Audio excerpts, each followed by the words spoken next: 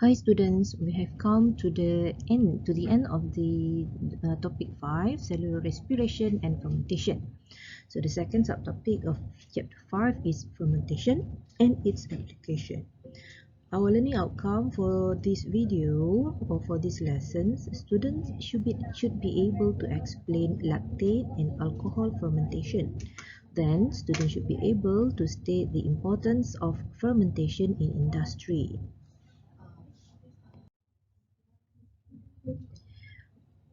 For prior knowledge, students to understand what is you have already learned about aerobic respiration. So the difference between anaerobic and fermentation is in anaerobic respiration, when oxygen is absent or when there is no sufficient oxygen. So the cell needs to carry on with the cellular respiration, but they have another substance to substitute the oxygens. So they still undergo a complete cellular respiration, but the final electron acceptor is not the oxygen.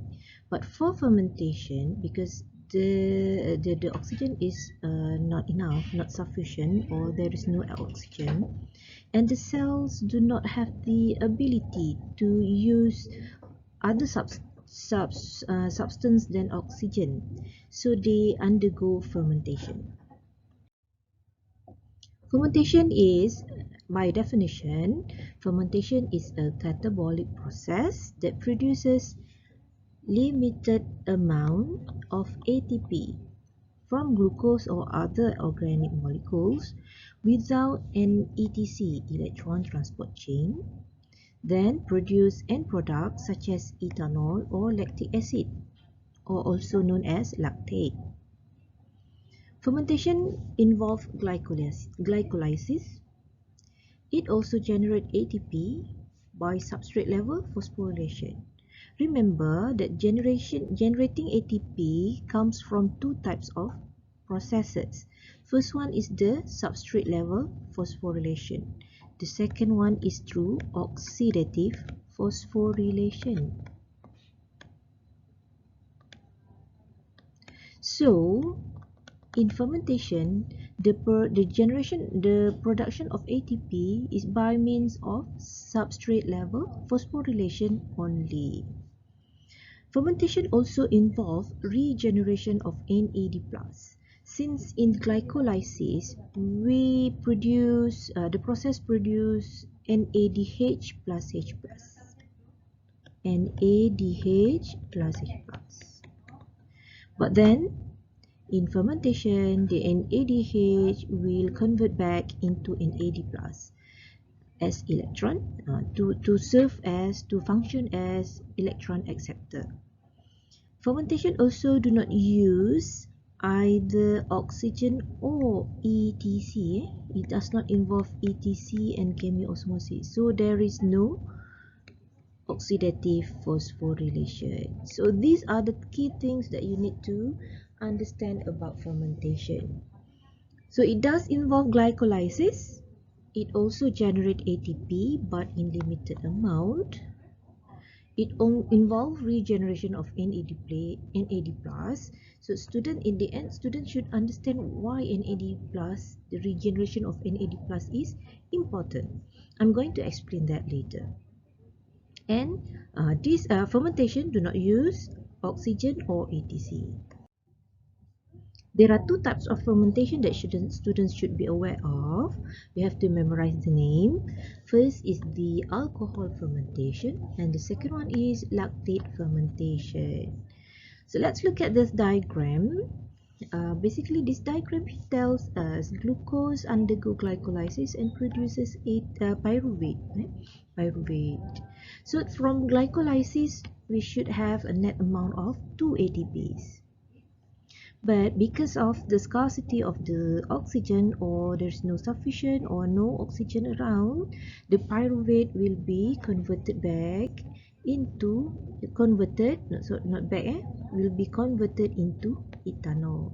In the process, in alcohol fermentation, there is a production of carbon dioxide, and here let's look at this. NADH is produced from glycolysis, but then during alcohol fermentation, NADH will be converted back to NAD+. So NAD+ can be used in another turn of glycolysis. Let's look at the next diagram about lactate fermentation. Glucose undergo glycolysis and produce 2-pyruvate. But then something happened. The oxygen is not around. The pyruvate will be converted to lactate.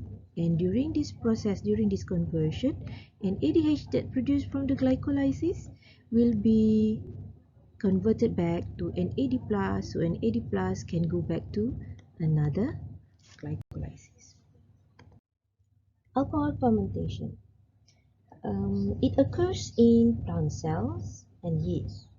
So it involves the conversion of pyruvate to ethanol and carbon dioxide. So ethanol and carbon dioxide are the end product.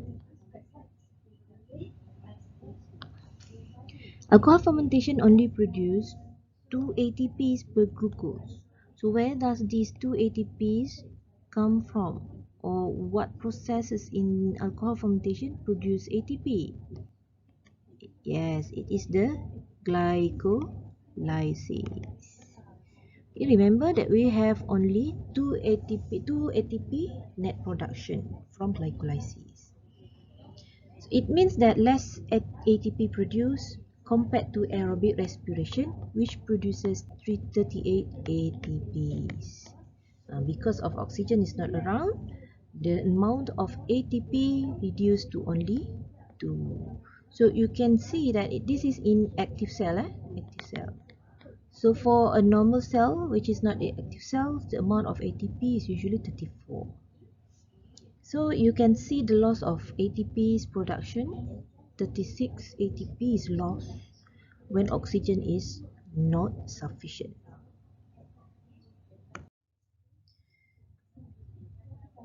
As we have seen before, this diagram shows the pyruvate from the glycolysis will undergo decarboxylation, producing carbon dioxide. That's why when we put yeast in a warm or lukewarm water and let it rise or let it sit for a few minutes and add up some sugar or milk, there will be a formation of bubbles. So the bubble is the indication of a production of carbon dioxide. So during which the pyruvate is lost a carbon. Since pyruvate is 3 carbon molecule, so it lost a molecule of carbon in the form of carbon dioxide and form acetaldehyde. So acetaldehyde will be reduced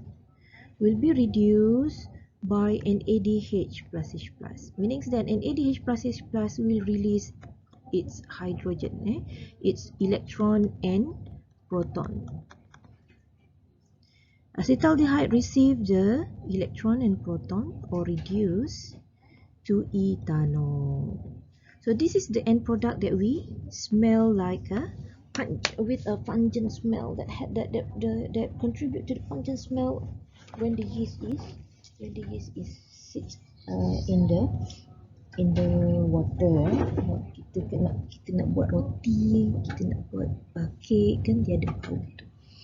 Okay, that is the smell of ethanol. So NAD plus is reused. Okay, reuse ni maksud kita nak guna semula kat mana? We want to reuse the NAD plus in glycolysis to oxidize sugar by another glycolysis so that we can get another 2 ATPs. Kan kita dah ada kurang 36/38 ATP daripada sepatutnya. Jadi the ATP that produce when the oxygen is not around, the amount of ATP is reduced, and also the process that produce ATP involve only substrate level phosphorylation.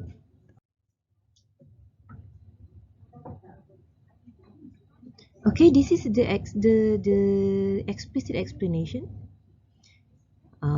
It all has been explained before by me. Okay, I've explained it before. Acetaldehyde, or we can also use the name ethanol, reduced by NADH. So remember, glycolysis produce 2 pyruvate. So that's why everything is times by 2. 2 acetaldehyde, 2 pyruvates, and then 2 ethanol. So this regenerates to NAD+, that is needed for continuation of glycolysis. Let's look at lactate fermentation. The same thing happens. Lactate fermentation occurs when oxygen is not available or insufficient. For example, skeletal muscle tissues during rapid and vigorous exercise. Then they switch from aerobic to fermentation. Okay, the difference is in the process of conversion pyruvate to lactate, because it does not involve decarboxylation. No carbon dioxide is produced. Imagine your muscle when you do exercise, vigorous exercise, then your muscle produces carbon dioxide. It will further acidify your blood. So pyruvate will be directly reduced by NADH to lactate. So dikekal 3 carbon molecule, pyruvate 3 carbon molecule, lactate is also 3 carbon molecule. So another way of reusing the NAD+ for the glycolysis. So NADH will release the hydrogen atom or electron and proton to the pyruvate, hence reducing the pyruvate into lactate. Okay, this reaction catalyzed by lactate dehydrogenase without the release of carbon dioxide. So NADH is oxidized to NAD+ or act as the reducing agent. The total ATP produced is only 2 ATP per glucose. This will provide energy for a brief period before oxygen supply back to normal. When you stop exercising, then the oxygen supply will back to normal. Then NAD+ will be reused in glycolysis.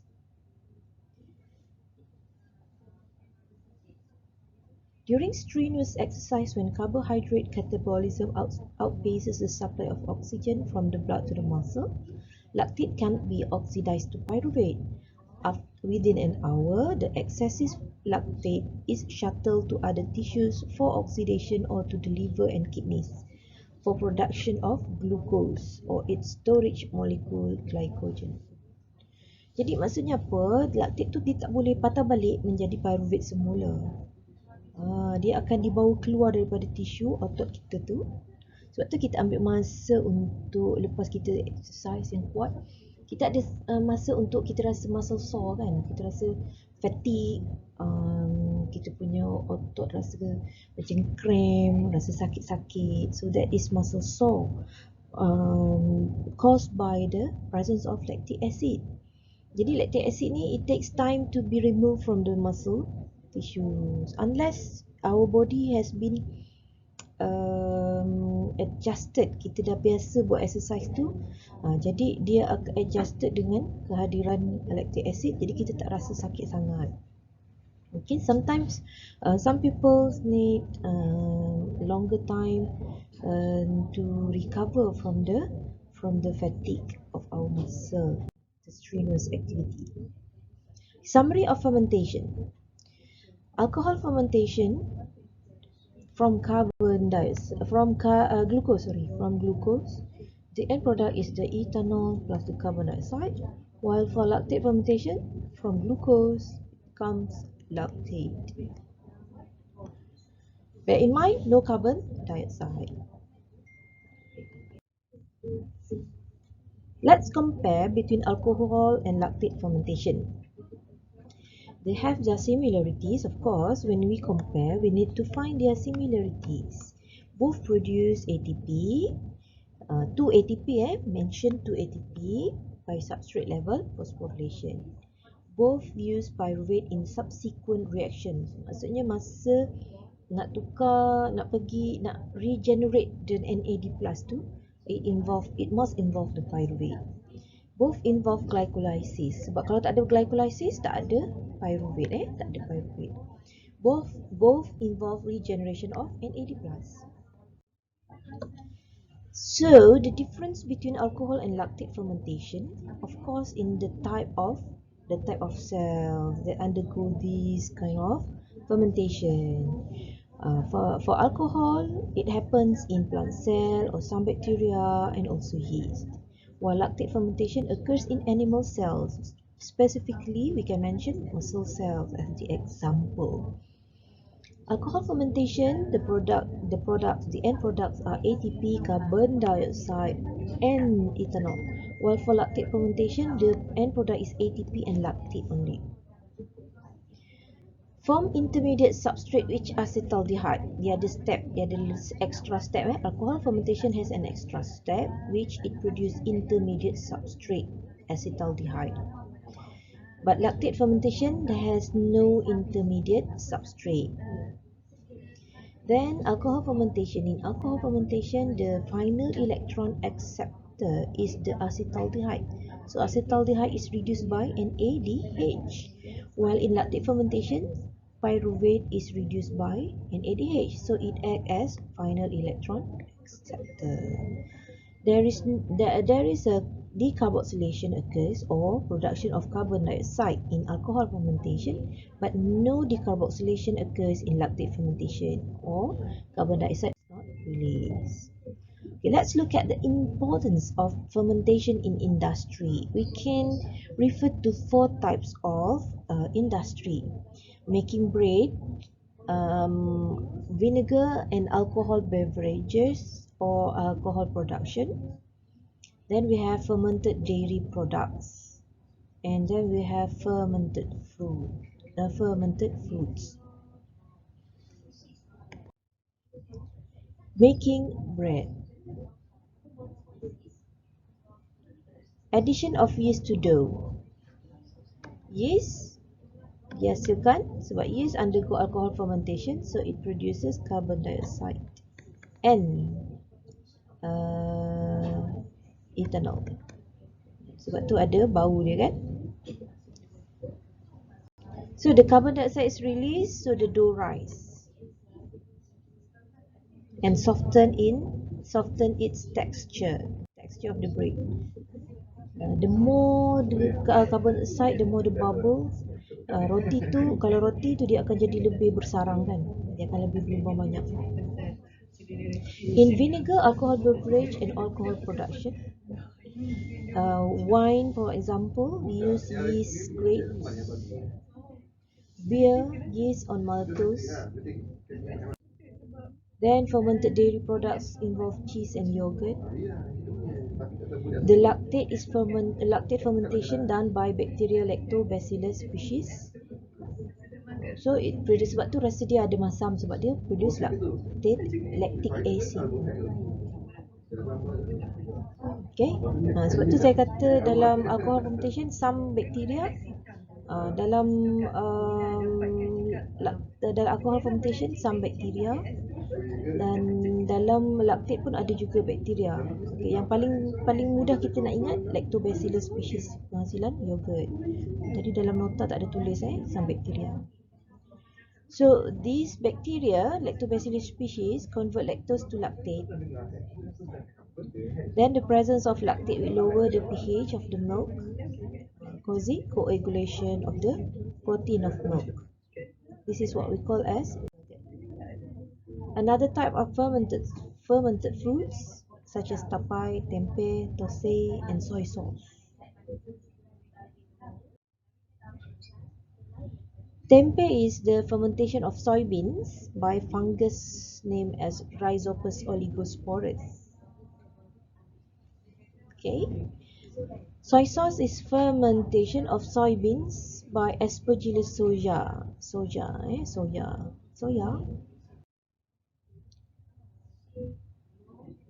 Now let's compare between aerobic respiration and fermentation. So for aerobic respiration and fermentation, both produce ATP through substrate level phosphorylation. For aerobic, it's glycolysis. Fermentation also for glycolysis, through glycolysis. Both use products of glycolysis, the pyruvate and ADH, in subsequent reactions. Both use NAD+ as oxidizing agent during glycolysis. To differentiate between these two, aerobic respiration and fermentation, one requires oxygen, another one does not require oxygen. Aerobic respiration occurs in two areas. First is the cytoplasm, and the second one is the mitochondria. While in fermentation, it only occurs in the cytoplasm. Aerobic respiration must involve three things: glycolysis, three processes: glycolysis, Krebs cycle, and oxidative phosphorylation. But fermentation only involves glycolysis. Aerobic respiration is a complete breakdown of glucose, while fermentation is an incomplete breakdown of glucose. Aerobic respiration is more efficient since it's produced 38 or 36 ATPs, while fermentation is less efficient because it only produces 2 ATP. End products are for aerobic respiration are ATP, carbon dioxide, and water. While fermentation, the end product is ATP and carbon dioxide in alcohol fermentation, while and ethanol. And for lactate fermentation, it's only ATP and lactate. The electron acceptor in aerobic respiration involves two molecules, NAD+ and FAD, while for fermentation, the NAD+ is the only electron acceptor.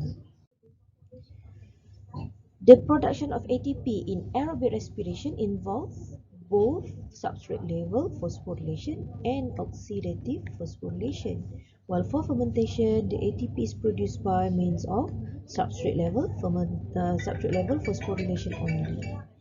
For aerobic respiration, the last electron acceptor is oxygen, while for fermentation, the last electron acceptor is either lactate in lactic fermentation or acetaldehyde in alcohol fermentation. Okay, before we end this video, can you answer this question? What is the final acceptor for its electrons during fermentation? Because NADH is formed during glycolysis, so the molecule that will receive the electron from NADH. For alcohol fermentation, it should be the acetaldehyde. But for lactate fermentation, the final electron acceptor is the pyruvate. What is the final acceptor for its electron from NADH during aerobic respiration? Aerobic involves glycolysis, involve ETC and chemiosmosis, which is the oxidative phosphorylation. So final electron acceptor appear here, ETC, which is the oxygen. Okay, thank you.